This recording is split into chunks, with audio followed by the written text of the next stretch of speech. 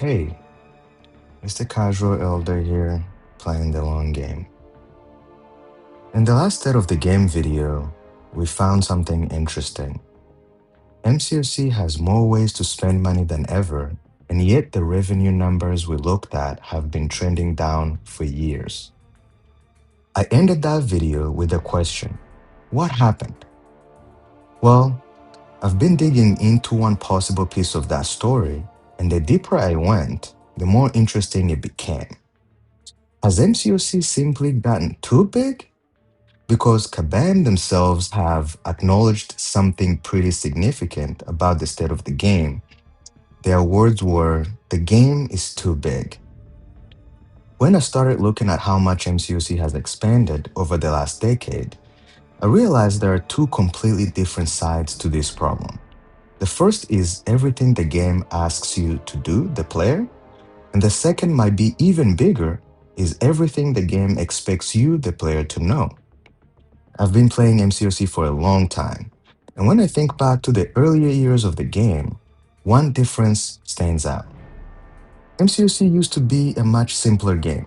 Back then, you had story content, event quests, arena, alliance quests, alliance war, and maybe a couple other things competing for your attention. Now look at the game today. You have battlegrounds, incursions, sagas, side quests, special events, objectives, reward tracks, new stores, new currencies, limited time modes, subscriptions, live stream rewards, and whatever else happens to be running that month. Having more content isn't necessarily a bad thing. I just want to make that clear. A game surviving for more than a decade should definitely grow. The question I've started asking is whether MCUC has reached the point where all of that growth has started working against it. What makes this especially interesting is that Kabam appears to have been asking some of these same questions internally. So that's what we're going to investigate. How much does MCUC expect me to do? And how much does MCUC expect me to know? And ultimately, how much is too much? Let's start with how we went from the MCOC we had years ago to the game we have today.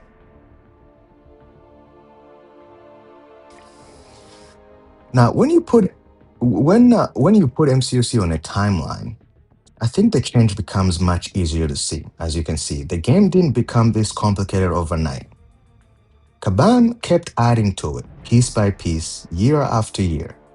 Early on, the core was pretty straightforward. Story content, Everest content, arena, alliance quest, and eventually alliance war. Then came more permanent modes and systems. That includes incursions, battlegrounds, relics, raids, sagas, new progression systems, new type of events, new reward structures. And most of the time, when something new arrived, the old stuff didn't disappear, it accumulated. Again, I don't think adding things to the game is inherently a problem. If Kabam kept MCOC almost exactly as it was 10 years ago, I doubt many of us will still be playing. But look at what happens when you keep stacking new systems on top of existing systems for more than a decade. Eventually, you're no longer asking a player to understand 5 or 6 major parts of the game. You're asking them to decide which parts of this massive ecosystem deserve their time. That distinction is important because technically, most of this content is optional. Nobody's forcing me to play Battlegrounds, for example. Nobody's forcing me to do incursions. I don't play Alliance War for that reason. I don't have to finish every objective, every special event, every side quest, or every arena, or every piece of endgame content for that matter. But MCOC is a progression game. When valuable rewards are distributed across all of these different places, optional starts becoming a little more complicated. Which brings me to the next question. How much of MCC do you realistically need to play if you want to keep up? This is where I think the word optional gets confusing. If you look at MCOC today, there are rewards scattered all across different kinds of activities. You have things you might want to do daily, things that reset weekly, monthly content, alliance content, competitive modes, special events, progression content. Individually, none of these necessarily sounds unreasonable. The problem is what happens when you put them all together. If I skip Arena, maybe I'm giving up units. If I skip Battlegrounds, I'm giving up those rewards, like Radiance. If I skip Alliance content, there are rewards there too, like the new currency as well, right? If I ignore objectives, special events, side quests, incursions, or whatever limited time event is happening, there's usually something valuable attached to those as well. So, yes, technically, I can ignore almost all of it, but if the rewards I need to progress are spread throughout the game, at what point does optional content start feeling like a progression obligation? I think this is an important distinction because I'm not arguing that MCOC has too much content simply because there are lots of things available, because choice is good, ultimately. If one player loves Battlegrounds and another player loves Arena, I think having both is good for the game. My question is whether the reward structure makes players feel like they need to participate in too many of those choices to keep their account moving forward. Kabam has talked about this problem too. They've acknowledged that rewards became spread across so many different places that the value of individual activities started suffering. They've also said something that gets directly to the heart of this section. They don't want MCOC to feel like a full-time job. So if Kabam itself recognizes that problem, the question becomes, how did the game get to the point where they needed to even say that to begin with? Part of the answer might be might be that MCOC is constantly experimenting.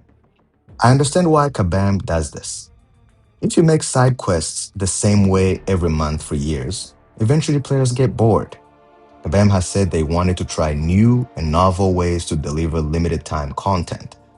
That's where experiments like forced recruitment, MCOC poker, and the dimensional arcade come in. Some of these ideas are genuinely interesting.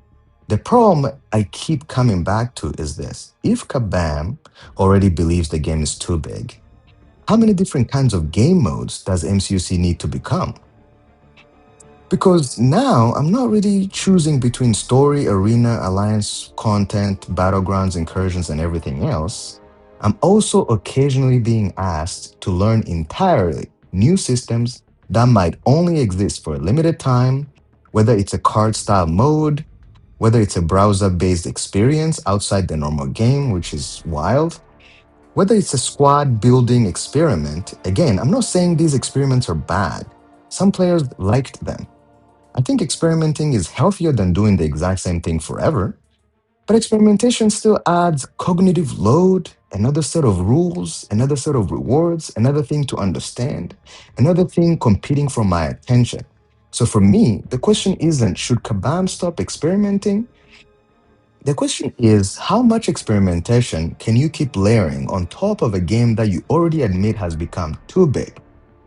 Because eventually, trying to keep MCOC fresh and trying to keep MCOC manageable might start pulling in opposite directions.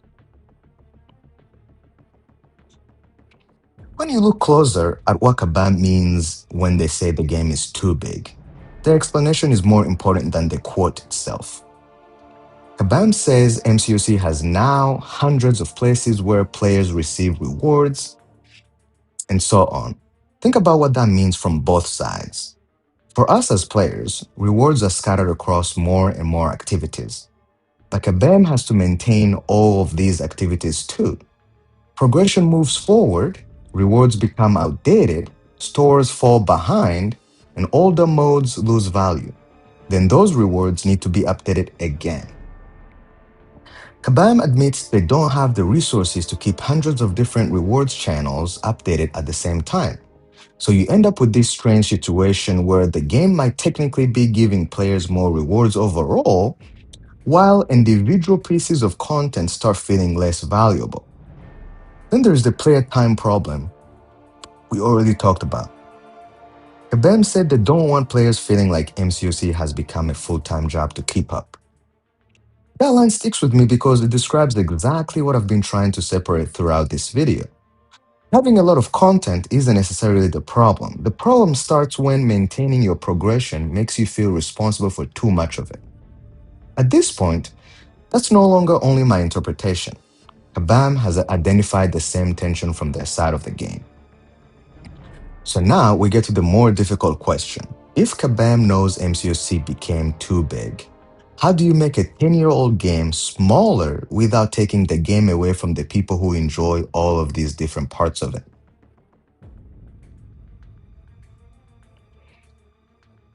Battlegrounds gives us a great example of why that question is so difficult.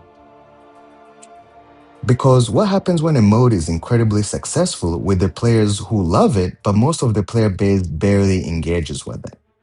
According to Kabam, the vast majority of MCOC players have never seriously played Battlegrounds. They also say the vast majority of the game's revenue comes from players who have never seriously played Battlegrounds. You might hear those statements and conclude that Battlegrounds simply isn't what most MCOC players want. But there's another side to the data.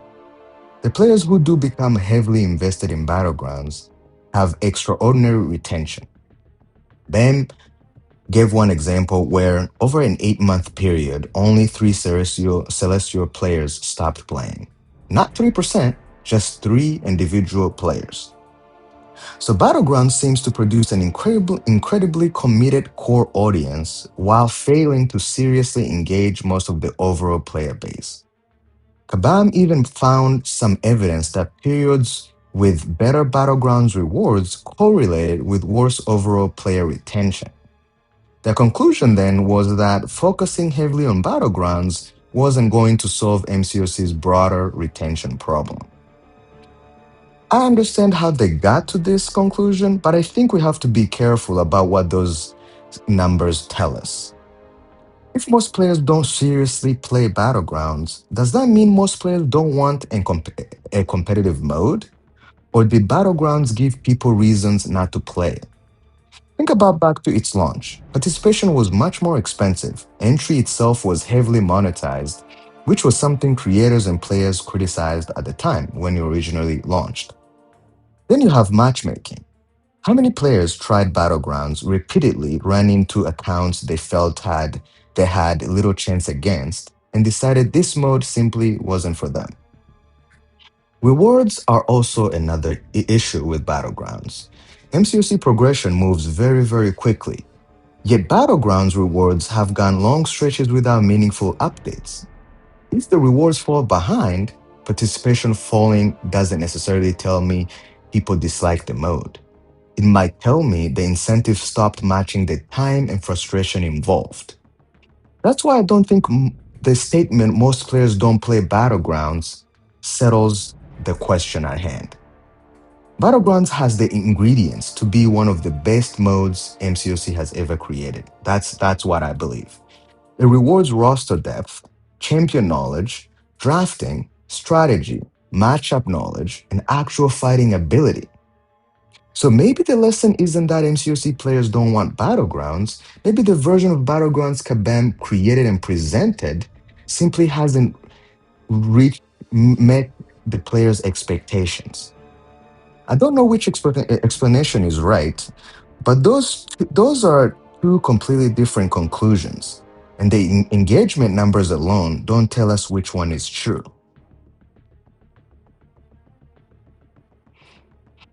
What they do show is how difficult Kabam's problem is. You have a game filled with different groups of players who value completely different things. Some love Battlegrounds, some live in Arena, some care about Alliance War, others mainly want story and PvE content. So simplifying MCOC can't simply mean removing everything that most players don't use. You risk taking away the exact reason another group of people kept playing. Kabam's approach seems to have been different. Instead of simply making MCOC smaller, they started talking about three priorities: clarity, simplicity, and approachability. And I think the daily super event is one of the clearest examples of what that philosophy looks like in practice. Instead of having a collection of separate daily objectives and events competing for your attention, Kabam consolidated a lot of those obligations into one place. You play the game, different activities contribute points, you collect your milestones, and that's the kind of simplification I can understand. You haven't necessarily removed things for people to do, you've reduced the number of separate things players have to keep track of. But here's where I start questioning what simplifying MCUC means in practice.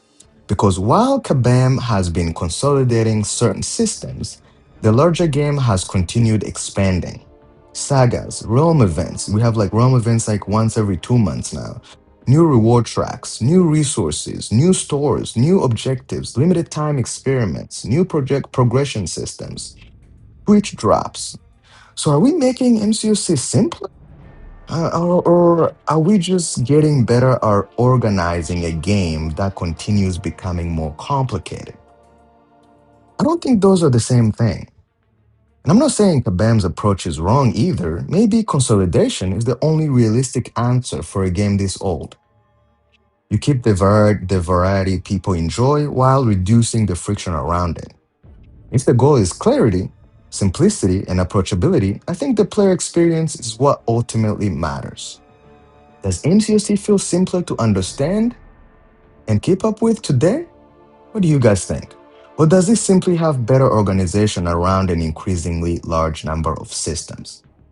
I believe in the latter. Because the second half of this video makes that distinction even harder to ignore.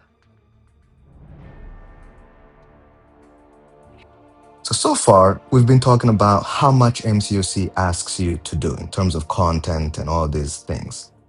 Now, I want to shift gears a little bit and talk about how much MCOC asks you to know. Champion kits might be the clearest example of this. Look at Wolverine, for example, on the left side, one of the original OG champions from 2014 when the game launched. His abilities fit on basically 2 screenshots of my phone.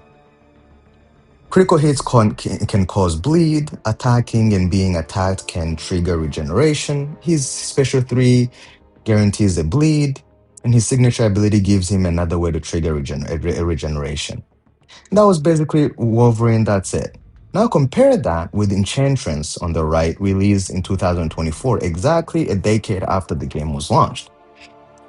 Her abilities span around 8 screenshots that I took on my phone. She has 3 different spell systems, different inputs, select different spells.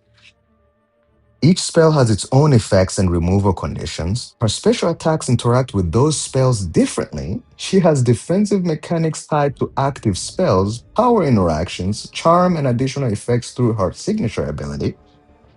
Ooh. Now, Enchantress is obviously an extreme example. I'm not trying to pretend that every modern champion has a kit this long. I'm definitely not arguing that champions should go back to being as simple as Wolverine either. Complex champions can be fun. They give skilled players more to learn, more interactions to master, and more ways for champion knowledge to matter. The issue is what happens when this level of complexity starts accumulating, because Enchantress doesn't exist in isolation. She gets added to hundreds of champions already in the game, each with their own abilities, counters, immunities, defensive mechanics, and interactions. Then roughly 2 more champions arrive the next month, and 2 more after that, and so on and so forth. So unlike content, where I can decide, since I don't enjoy this mode, I'm going to skip it. Champion complexity follows me into the parts of MCOC I do choose to play. I might not own Enchantress, but if I fight her, I still need to understand her. That becomes an even bigger problem when Kabam releases champions specifically designed to be difficult defenders. We know what we mean by this, right? Champions like Serpent, Dark Phoenix, Nico Minoru, Captain Britain, just to name a few. These aren't champions where you can always say, That kit is ridiculous, so I'm not gonna learn any of that. If they start showing up as defenders in the content you play, eventually you have to engage with them. You need to learn what matters, what makes them dangerous. You need to learn what triggers their abilities. You need to learn what shuts those abilities down. Then in some cases, you need specific counters in your roster because knowing the fight itself it still isn't enough. I think that's where the champion complexity becomes fundamentally different from content complexity. I can easily skip a game mode I don't enjoy, but I can't necessarily skip a defender I hate fighting. If Serpent is sitting in front of me during story content, Serpent is now my problem. If it's Enchantrance, I need to understand the spells. If it's one of these newer defenders built around specific counters and interactions, I need to know what works, why it works, and whether I even have the right champion available. So every new champion isn't simply another character Kabam adds to the roster. Potentially, it's another matchup the rest of us have to learn. When roughly two more champions arrive every month, that knowledge doesn't reset, it continues to accumulate. But remembering individual champion kits is only part of the problem. Because to understand those kits, you first have to understand the language they're written in. Let's go back to early MCOC, and the vocabulary was relatively straightforward: bleed, poison, stun, fury, precision, and regeneration armor break. You learned what those effects meant, and you were pretty much on your way. You had a solid foundation for understanding most other champions. Now take a look at the vocabulary of modern MCOC today. You have things like root, falter, neutralize, rupture, slow, disorient, wither, petrify, stagger, fate seal, true strike, true accuracy, glancing, taunt, intimidate, miss, evade, power sting, steadfast, prowess. Oh my god. And that's nowhere near the full list. There are buffs, debuffs, passive effects, immunities, ability accuracy interactions, different forms of power control, different defensive mechanics, and champion specific terminology layered on top of all of that. MCOC has basically developed its own dictionary. In fact, Kabam literally has an official MCOC glossary now. For experienced players, a lot of these words become second nature over time. But I think, but really think about what this looks like to somebody trying to learn MCOC today in 2026. You read a champion kit to understand how they work, then encounter three terms inside the description that you also need to understand before the description makes sense. Then the next champion introduces yet another mechanic, then the next one, then another. So the game isn't only asking you to remember hundreds of champions already. It's asking you to learn the language required to understand those champions. If all these terms behaved in completely separate, obvious ways, that would already be a lot to learn. But they don't even do that. Because sometimes two mechanics seem like they're doing almost exactly the same thing until the game suddenly decides the difference between them matters. This is where MCOC's vocabulary stops being something you simply memorize and starts affecting whether you understand what's happening in a fight.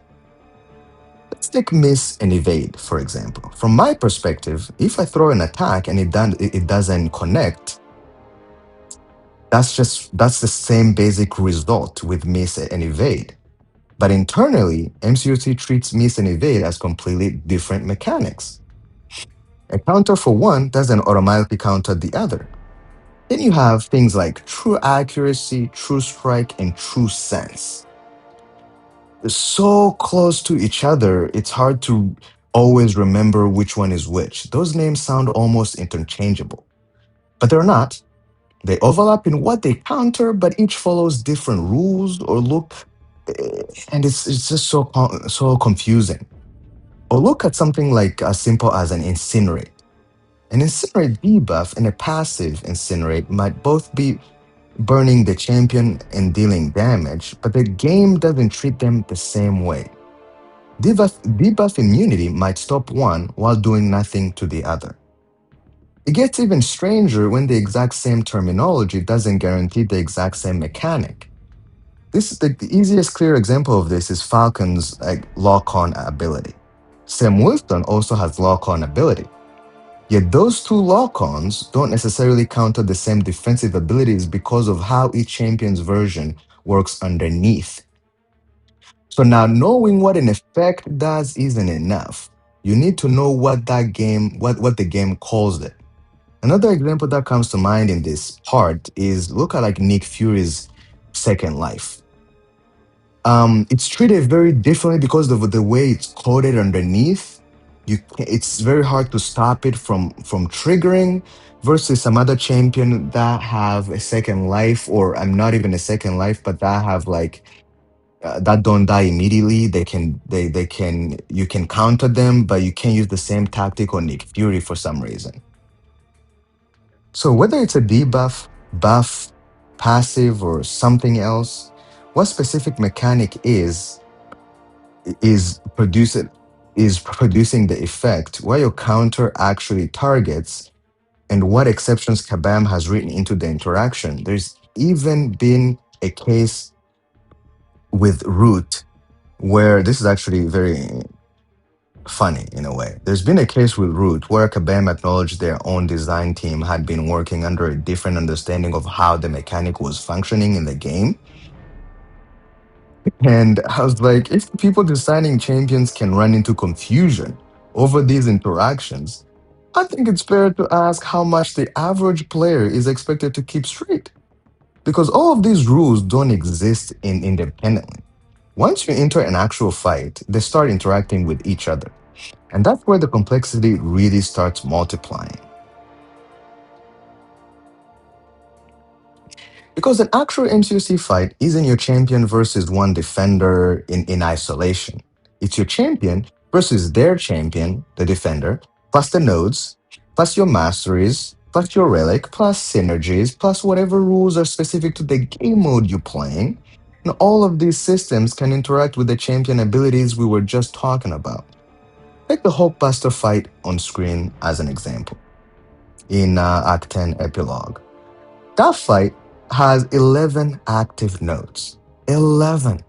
So before I even throw the first punch, I potentially have my champion's abilities to consider, Hulkbuster's abilities to consider, and 11 additional rules modifying how this particular fight works. One node affects power, another changes specific attacks, another introduces an additional damage mechanic, another changes how certain effects behave. Those rules don't replace the champion kits underneath them, they just get layered on top. Then I bring in a relic, maybe a synergy changes another interaction. A masteries also affects something else. Now take everything we just discussed about miss versus evade versus true accuracy, true strike, and all this, buffs versus passives, different forms of ability accuracy, champion specific mechanics and specific counters, and run all of it through those additional layers. Eventually you get moments where something happens in a fight and your first reaction is like, what is even going on? What just happened? Then you pause the fight, you start reading the notes again, go back, maybe you missed something. Then you go into the champion abilities, your defender's abilities, and look at your own champion and try to figure out which interaction you missed. Sometimes the answer is obvious, sometimes you simply made a mistake. But other times, I think there's a legitimate question here. Like, did I lose because I'm not skilled, or did I lose because this is just too much to keep track of? For a game built around skill, I think that distinction matters. And the scale of this problem keeps growing for one simple reason. Kabam keeps adding more champions for all of these systems to interact with.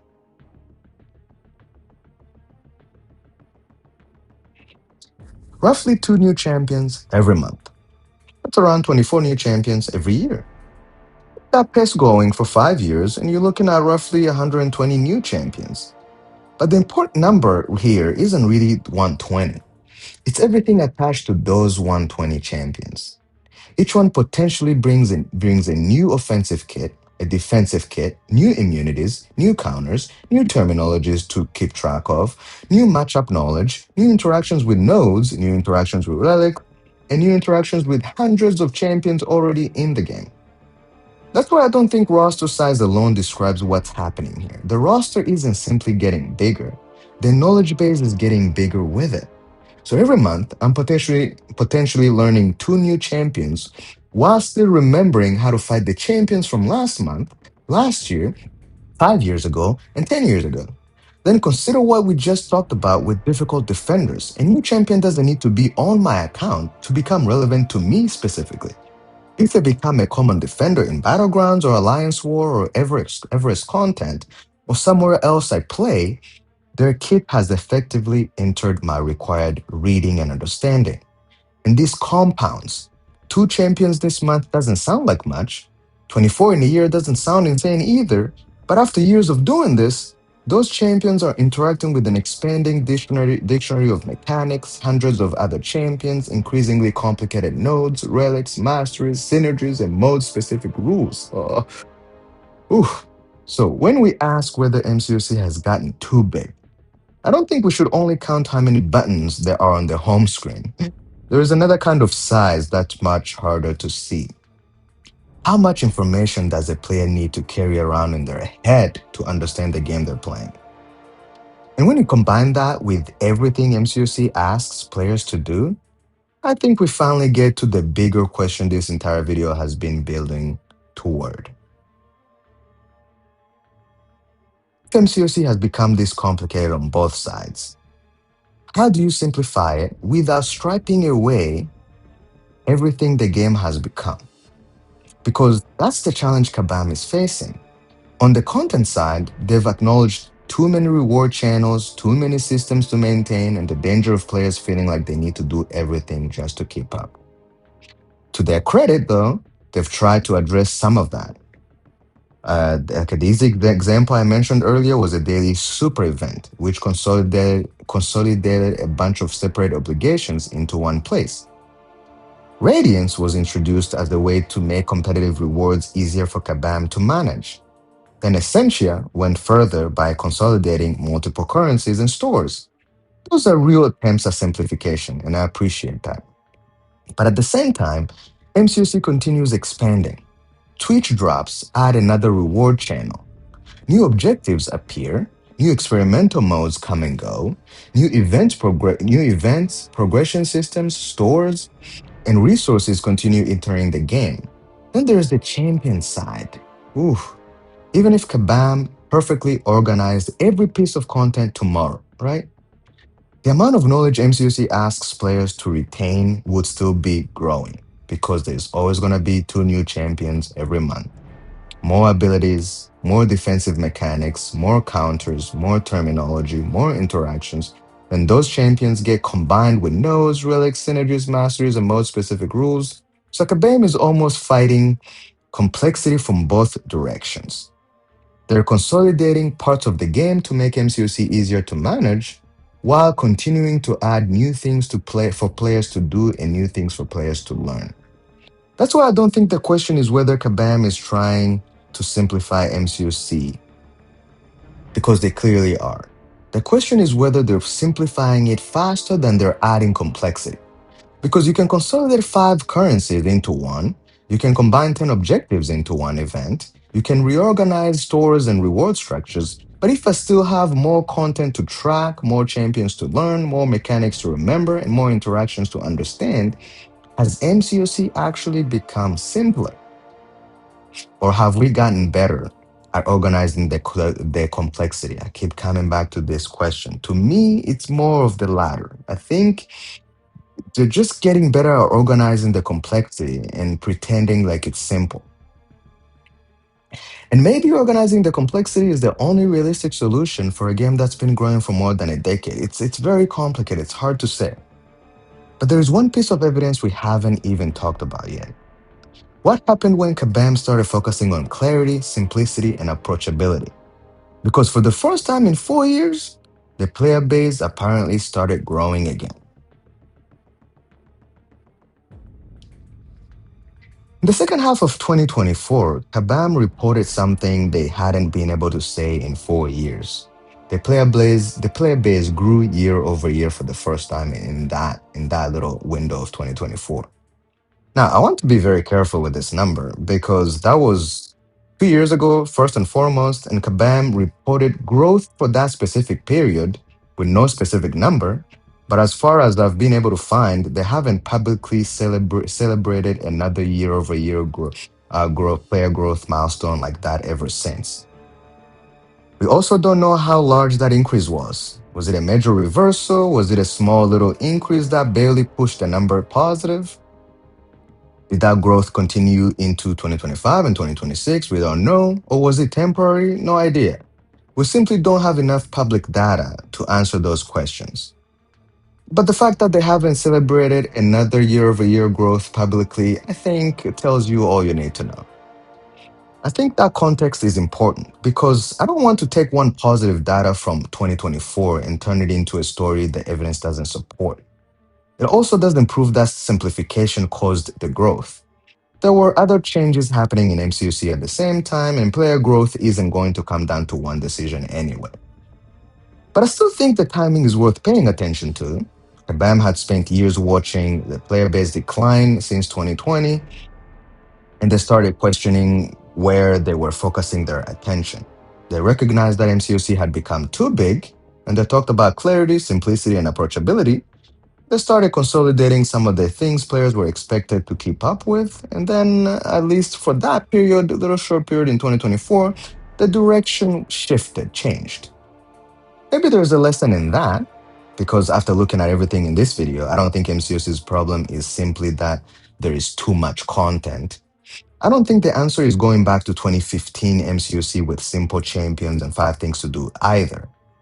The game should evolve, I agree. Champions should have depth. There should be different modes for different types of players.